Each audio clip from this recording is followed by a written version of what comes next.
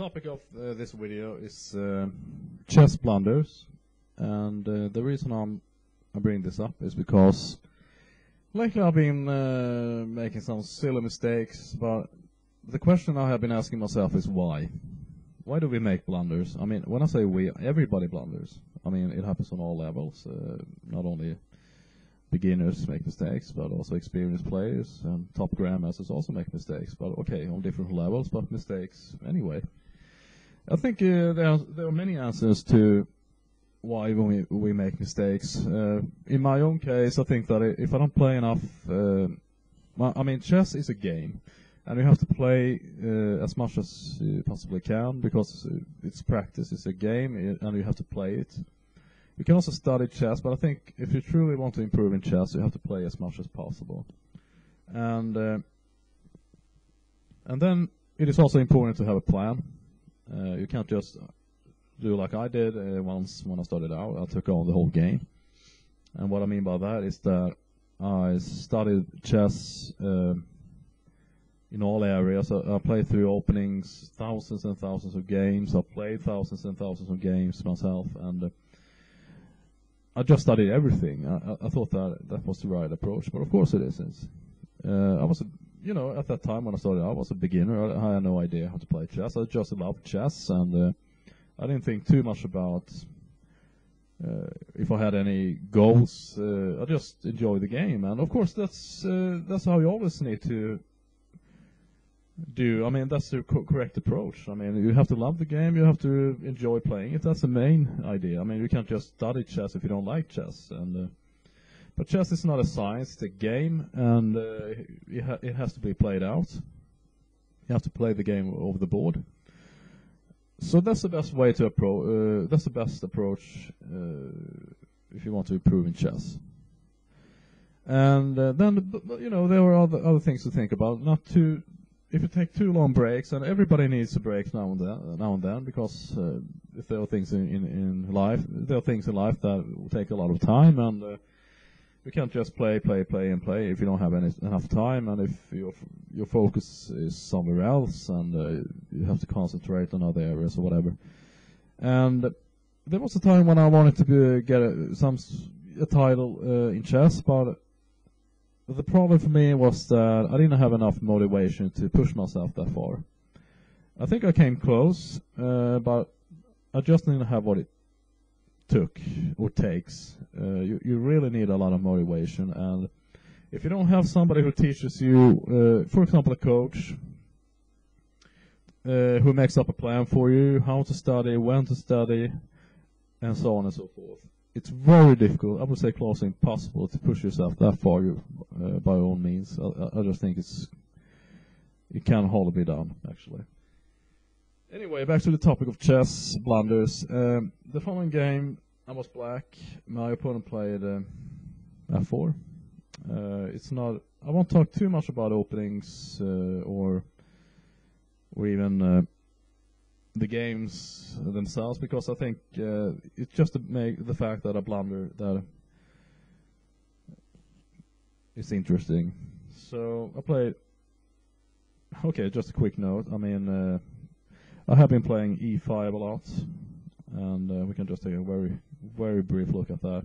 e5, for example, if many of my opponents have taken on e5 and then d6, they take the d6 pawn, bishop d6, knight f3, and now g5, etc. You've probably seen this many times. But in this game I played d5, which I think is the most solid move for black, I think.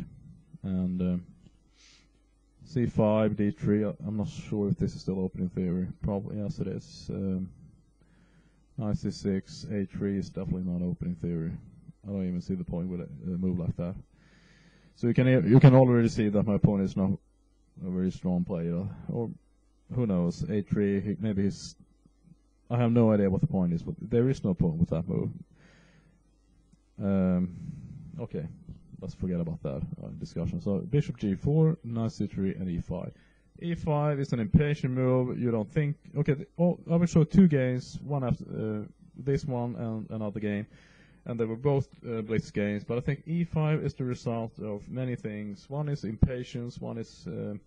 you have, like I said, you haven't played for a week or something like that, and you can't concentrate, you can't focus, and you notice when you see a move like A3, you just know that you're dealing with a very inexperienced player, or perhaps even a beginner or something like that. But don't let yourself get fooled by that, because moves like that don't necessarily have to mean anything. So who knows who this player was? Anyway, so I played E5. Unnecessary move, actually. Why complicate things? Because now he can take with the knight, and when I take back, for example, then this pawn on E5 is still there, and then I have to try to win it back, and it's not quite that simple, actually, because there's no good way. For example, if queen E7 or something like that, then he can protect with the bishop, and so and then I can't actually develop my knight in a proper way. So it's completely unnecessary. Maybe I'd have to, for example, if take takes, and then play something like F6, and then if it takes, take with the knight. The only reasonable way to actually win, well, I don't win back the pawn, but I can at least trade off one pawn for his pawn, and then develop a piece. So E5 is a bad move. G3, E4. I will just play through these moves rather fast. So far the game is not that bad. I mean, it's kind of drawish. Maybe it is actually a draw, I'm not sure. So we just traded off everything like this. So I will go straight to the mistake, the blunder that cost me the game. As you can see, this should be a completely drawn this game. I don't see how white could possibly win this game without the mistake I made. So okay, I just traded off, and all I have to think about is to keep my king close to the F7 square, because that's the only weak square in my position. And forget about the sacrifice on this pawn over here, because it doesn't work. So we can forget about that immediately. Okay, so let's go to the mistake. Bishop D8, Bishop D5, and now Bishop E7. Loses the game immediately, because now he just goes to Bishop F7, and I resigned. Obviously, instead of a stupid move like Bishop E7, I should have played King E7, for example, and if King E2, King F8, and so on and so on. Okay, let's take a look at the sacrifice. Bishop D7 takes, for example, King D2, Bishop E7, King C2, and Bishop C5. It doesn't work. So, Bishop E7, a stupid mistake, which cost the game. Here is another game, which was also a blitz game, was black, and let's take a look at that. The opening was the Sicilian Najdorf, Scheveningen Najdorf. And I suppose the opening was okay, but I think this sacrifice on the E5 pawn is not actually something horrible for white, because I think generally it's not a very great idea to take the pawn, actually, because now the knight is sort of hanging on E5. Whatever this knight goes, okay, there are no good discoveries, but you know, it's still hanging over there. And okay, if he would ever make whatever move, I can also play a Queen C5 and protect the knight that way, or perhaps even Bishop C5 check first, or even Bishop D6. So he played Bishop G5. The problem is when I take and he takes back, he has this idea over here, for example, and then my knight is also hanging on E5, so I play Queen C5, and after King H1, I blunder with castles. Can you see the move? I'm sure you already saw it. You've already seen it. The correct move here is Queen E4 with two threats. One is checkmate on H8, and the other is to win the exchange. He doesn't actually win a piece for nothing, but he is winning the exchange at least. So let's say, for example, the only move obviously here, okay, I can play a couple of moves. For example, if I play G6, he can either play Queen to H4, but obviously the easiest to take the rook. So, and if knight to g6 just takes, and when I take over here, then maybe the queen back over here, and I've lost the exchange, and black is just, you know, lost. There's no compensation for the loss of whatsoever. So, and then okay, for example, if after queen e4.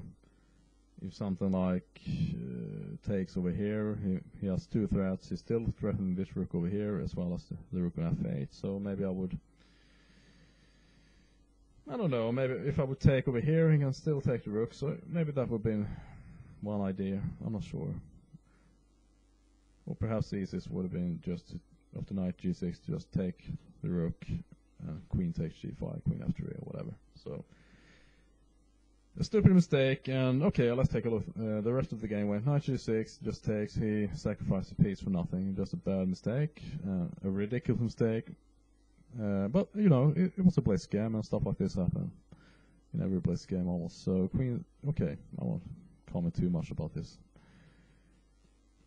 I just picked up the pawns, and now with the queen b8 check, he resigned because... Okay, let's say, for example, if king h1, I can just put my queen on a8 and start pushing this pawn. So he resigned on after queen b8 check. So, what to say? Two bad games by both players, I would say. Knight takes f7 was just ridiculous, and then he missed his chance with queen e4. So both made terrible mistakes, but of course, on the surface of it, I think knight takes f7 was the worst blunder in that case, or I don't know, who knows. Anyway, so I hope you enjoyed this video about chess blunders and some other things that I talked about, and I'll see you soon.